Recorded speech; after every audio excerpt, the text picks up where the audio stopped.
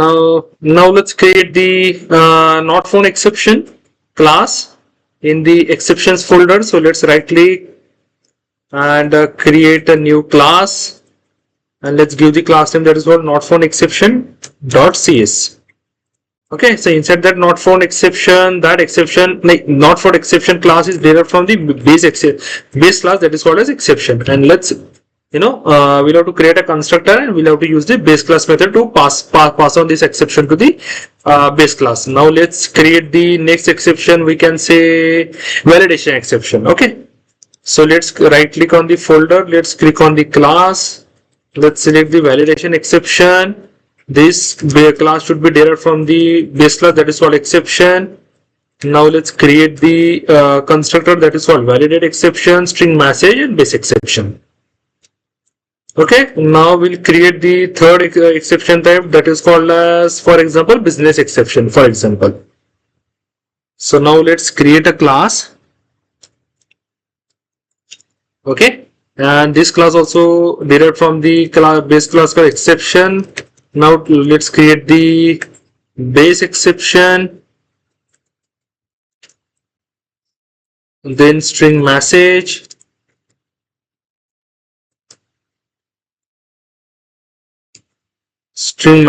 then base will have to pass the message. Okay, let's open close. Now it's time to create the custom middleware, okay, which we have registered the dependency of custom middleware in program.cs. So the same custom middleware we'll have to create it. So let's right click on the folder, let's click on the add folder, and let's give the folder name called middlewares. So inside that middlewares, let's create a class that is called as request response logging middleware.cs, and this class we should we have to add first a request delegate. So let's create a private read-only object, private read-only request delegate object underscore next public request response logging middleware constructor. Now let's create the object called request delegate next, and assign the initialize the underscore next request delegate object. Okay, now let's create the public async task invoke method, which is accepting the HTTP context as a parameter, and inside the context let's create var request body, and let's call await read request body, and let's pass context.request.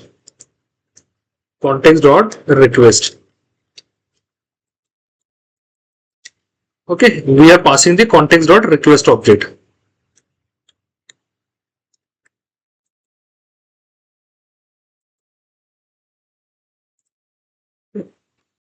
Now let's create a method, private async task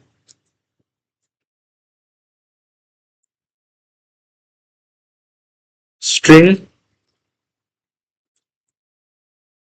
read request body, which can accept the HTTP request. Can find we are still getting the error. I think we'll have to import the namespace. So we'll import both the namespace, that is Serilog and text. Okay, as you can find, we are still getting the error. Why we are not able to? We have used HTTP content instead of context. That's why we are getting the error. Now in the HTTP request body, okay, we'll make the request dot enable buffer or enable buffering. Sorry. And after that, we'll use the stream reader. Okay. So we'll use the stream reader to read the data from the request body. and then let's create a body variable and await reader dot read to end async. Now request will set the request dot body position, request dot body dot position equals to 0. Now return body. Okay, so we are returning the request body from this method. Okay, now let's use try catch block. So inside that catch block, use await underscore next method and let's pass the context. Okay, and in the catch exception block, let's create a method that is called handle exception, where we are going to handle multiple types of exceptions. Handle exception, let's pass context and let's pass ex object. So in the catch block, let's catch exception ex. Okay, the same parameter or same signature we are passing to handle exception method. Okay, and now we have to throw the exception. Now let's create a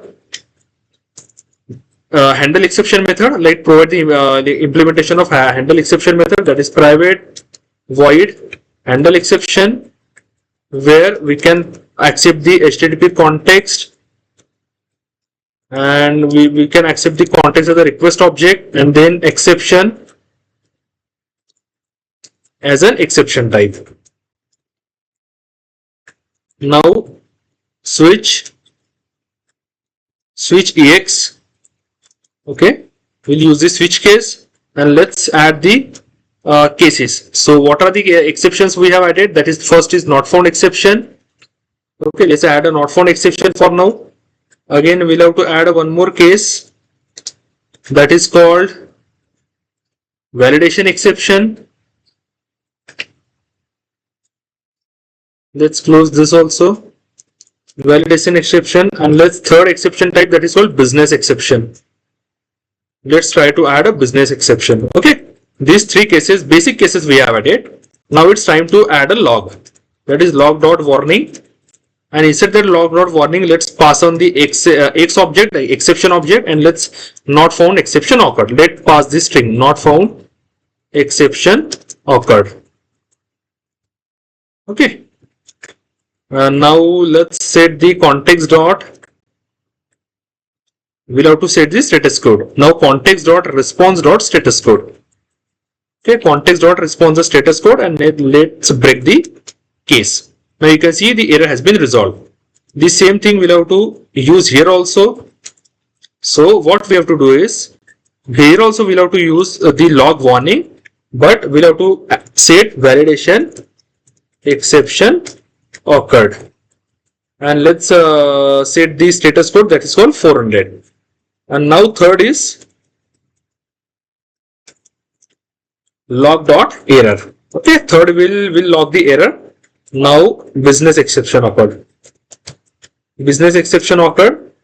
Now in the log, that is called 500, and now let's break the condition. And now last, that is called default.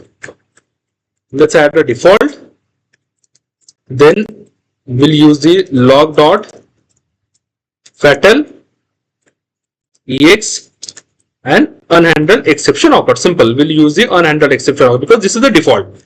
So if you are getting exception apart from these three type of exception which we have mentioned, we'll simply send or we'll simply log the unhandled exception occurred. So let's say set the response status or status code, that is called 500 again, and let's say break the condition. So we can see we are seeing the error here.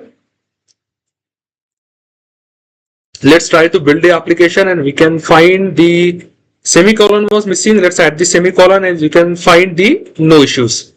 So our code is clean now. Okay. Now let's try to add a controller. Okay. So let's try to create a controller that is called demo controller, or we can say that logging controller. Logging controller. Okay. So this controller should be derived from the controller base class. Okay. where we have to mention two things, that is API controller, the type of controller, and second is route attribute. Okay, like route attribute is nothing but the address of accessing the specific controller. So we can say that logging, API/logging. Okay. Now it's time to create the endpoints. Okay, now let's public action result. Let's say success. Okay, this will log the it will simply return the it will simply log the request and request body and response body of every request into the log, and it will return the normal response, that is called success. So let's say create the HTTP GET, and let's see give the name that is called success. Okay, and now let's return OK. We cannot return view because it is a API controller, not the MVC controller. So let's give the name success call, or simply return the success call.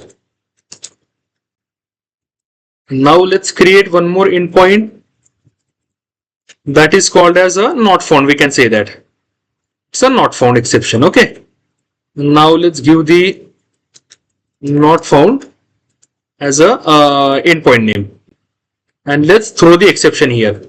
This should log the exception. Okay, throw new validation